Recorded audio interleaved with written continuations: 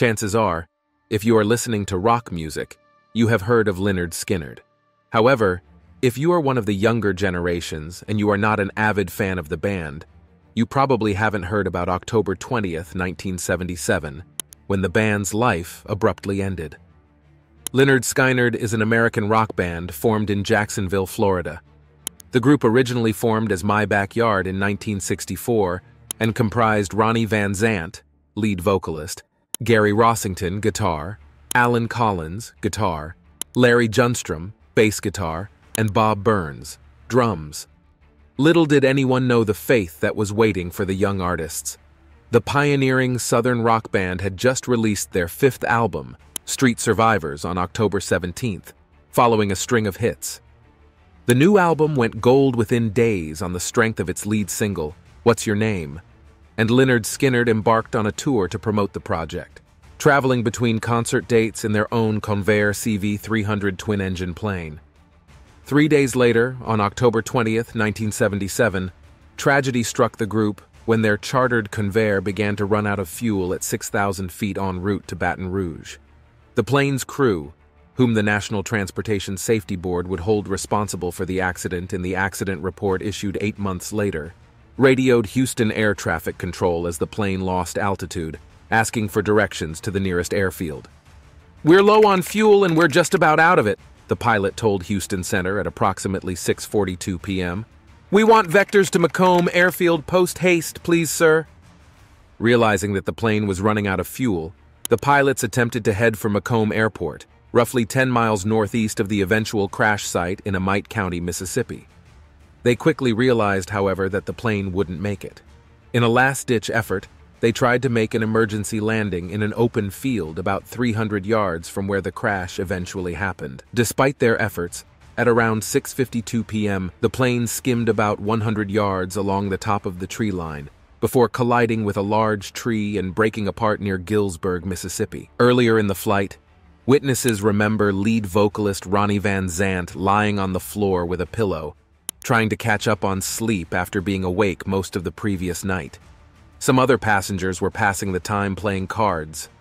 At some point, the passengers became aware that something was wrong. Drummer Artemis Pyle recalls going to the flight deck and being told by the terrified captain, Walter McCreary, to go back and buckle up. With the gravity of the situation sinking in, the passengers sat in silence. Some praying, and guitarist Gary Rossington recalled hearing what sounded like hundreds of baseball bats hitting the plane's structure as it started hitting trees, and the noise grew louder and louder until Rossington was knocked out. He later woke up on the ground with the plane's door on top of him. Keyboard player Billy Powell's nose was almost torn off, and he suffered severe facial and leg cuts. Years later, he recounted the flight's final moments on a VH1 Behind the Music special. He stated that Van Zant, who wasn't wearing a seatbelt, was violently thrown from his seat and died instantly when his head struck a tree as the plane broke apart. Some details of Powell's version of events have been disputed by both drummer Pyle and Van Zant's widow Judy Van Zant Jenis. She posted the autopsy reports on the band's website in early 1998, confirming some aspects of Powell's account while questioning others. Pyle suffered broken ribs but managed to leave the crash site and get help from a nearby resident. Ronnie Van Zant, guitarist vocalist Steve Gaines, backing vocalist Cassie Gaines, Steve's sister, assistant road manager Dean Kilpatrick, Captain McCreary, and First Officer William John Gray all lost their lives in the crash. Most of the survivors were seated toward the back of the plane, and they were all seriously injured and were taken to different hospitals for treatment, initially unaware of the fatalities. For instance, Rossington only found out days later from his mother in the hospital that Van Zant had been killed. Cassie Gaines had been very apprehensive about flying in the Convair and had preferred to travel in the band's cramped equipment truck. However, Van Zant persuaded her to board the plane on October 20th. Another member of the band's backup singers, JoJo Billingsley, wasn't on the plane as she was under a doctor's care in Senatobia, Mississippi, dealing with health issues related to substance abuse. Billingsley planned to rejoin the tour in Little Rock, Arkansas, on October 23rd. She later reported having dreams about the plane crash and pleaded with guitarist Alan Collins by telephone not to continue using the Convair. The band's former guitarist, Ed King, mentioned later that he always had a feeling that things wouldn't end well for the band due to their penchant for drinking and fighting. However, he could never have imagined it ending the way it did, and he remembers feeling overwhelmed with sadness upon hearing about the crash. It was later discovered that the same aircraft had been inspected earlier by members of another famous band which wanted to use it as a tour, and believe me, the band's name will shock you. The ill-fated flight on October 20th, 1977 was supposed to be Lynyrd Skynyrd's last on the Convair. As Pyle put it, "We were flying in a plane that looked like it belonged to the Clampett family." The band had decided that their status as one of the world's top rock acts warranted an upgrade. They had planned to get a Learjet after arriving in Baton Rouge to replace the 30-year-old plane, which everyone in the band's circle agreed was well past its prime. Many of the surviving band members sustained serious injuries in the crash. Powell, the keyboardist, suffered severe facial cuts and came close to losing his nose. Tragically, he passed away from a heart attack in his Florida home in 2009 at the age of 56. Collins, dealing with 2 broken neck vertebrae and extensive damage to his right arm, opted against amputation. Although he eventually recovered, a 1986 accident left him paralyzed from the waist down, and he later succumbed to chronic pneumonia 4 years after, a complication of his paralysis. Rossington was knocked unconscious in the crash, waking up with the plane's door on top of him. Despite enduring multiple fractures in his arms, legs, wrists, and pelvis, he made a remarkable recovery and still plays guitar in the reformed band. Wilkerson faced a harrowing list of injuries, including a double fracture in his left leg, a double compound fracture in his left arm, 6 broken ribs, one of which punctured his left lung, and severe facial damage, resulting in the loss of 15 teeth. He rejoined the band in 1987, but tragically passed away in his sleep at the Sawgrass Marriott Resort and Amp Beach Club in Ponte Vedra Beach, Florida, in 2001. At the time of his passing, Wilkerson was battling chronic liver and lung disease and was 49 years old. Pyle, the band's drummer, suffered several broken ribs, but managed to make his way to a farmhouse for help, despite being shot. He played a crucial role in guiding rescuers to the crash site in the woods. What is weird here, however, is that Ronnie Van Zant wasn't what people think he was, but rather a much darker figure than normal.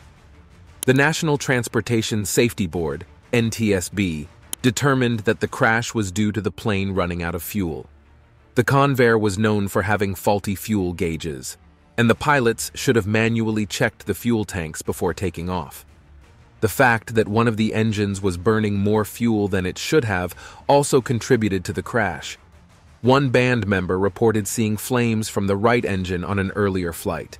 The crash was ultimately blamed on poor flight planning and higher than normal fuel consumption. Factors that contributed to the fuel depletion included insufficient flight planning and an unspecified engine malfunction in the right engine, leading to excessive fuel consumption and a phenomenon known as torching. Toward the conclusion of the flight, the twin-engine Convair CV-300 ran out of fuel entirely. The pilot's lack of awareness of the fuel shortage, combined with the plane's already compromised state, led to the tragic outcome. The Lynyrd Skynyrd plane crash resulted in various legal proceedings.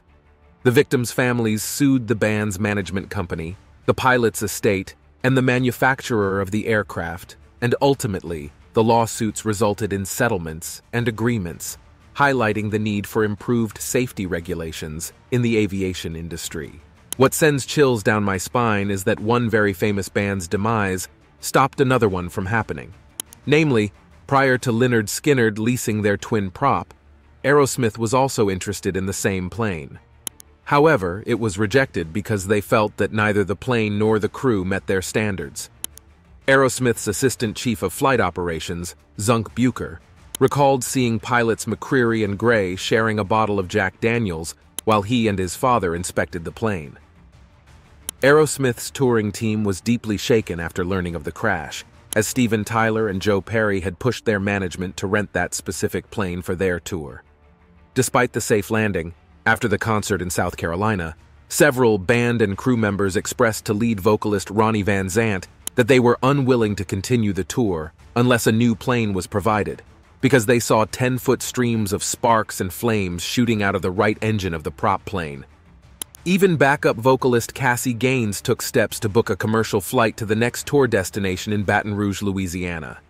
However, Ronnie's role extended beyond being the band's primary songwriter and central figure. He was affectionately known as Papa Ronnie in moments of sobriety, acting as a caring paternal influence who had kept the band unified during earlier, more challenging times. Unfortunately, when under the influence, he transformed into an imposing and violent individual. There were instances where he knocked out keyboard player Billy Powell's 2 front teeth and even slashed the hands of his closest friend and guitarist, Gary Rossington, with a broken beer bottle.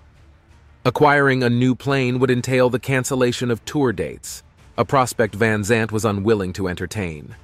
He also appealed to the band's pride, emphasizing their scheduled performance at LSU's campus, where they were set to headline in front of a crowd of no less than 10,000 devoted fans. This wasn't just any venue in New York or Chicago, it was in the heart of the Deep South, among their most steadfast supporters. True to his often stated belief that he wouldn't live to see 30, Van Zant boarded the plane, reassuring Cassie Gaines with the words, "If your time is up, your time is up." With reluctance, the remaining members of the band and the Skynyrd entourage boarded the plane. Among them were a pilot, a co-pilot, and a total of 24 passengers on a 40-seat propeller plane. The aircraft's interior was tightly packed with equipment, instruments, and luggage. Cassie Gaines, the backup singer, was perhaps the most hesitant, as she had initially canceled her plane reservation but ultimately decided to join, not wanting to leave her brother, guitarist Steve Gaines, behind. Despite their enduring misfortunes, Lynyrd Skynyrd's greatest strength lies in their unwavering longevity. Inducted into the Rock and Roll Hall of Fame in 2006, they continue to maintain a significant presence in both the rock and country music worlds, even with only one original member remaining. Lynyrd Skynyrd is known today for their hit song Sweet Home Alabama and their infamous plane crash. But while their crash was tragic, what most people overlook is how their lives were represented by so much more than a faulty engine. They defined Southern rock, they brought pride to their nation, they lived their lives wildly and fully, and their hard work let them lead a life that they were proud of and happy with, which few people can say. Their plane crash was one of the darkest moments in rock and roll history, but their lives were far richer than any black abyss might seem. The spirits and souls of the members who died continue to live through their songs. When most people die, they are lost in history, but Lynyrd Skynyrd will never be lost in history or time.